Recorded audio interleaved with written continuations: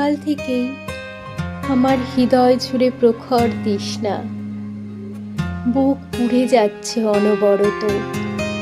ভাদ্রের জলধারা মুছতে ব্যর্থ হবে এই ধাউ দাউ তেষ্টা। বন পোড়া শিঙলরা হরিণের মতো অসহায় দৃষ্টিতে তাকায় এদিক ওদিক, যেন চলেছি বেঢপ চালে এক মরু পথে।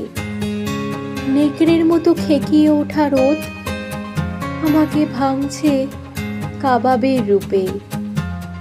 দু চোখে ক্ষুধার্ত পশুর জঠর জ্বালা, পথে পড়ে থাকা ঘোড়ার কঙ্কাল, রুক্ষ গাছের ডালে ঝুলন্ত বিষধর সাপ, বালিতে লুণ্ঠিত পুরানো রক্ত ছিন্নময় পোশাক, আর অতিকায় মরু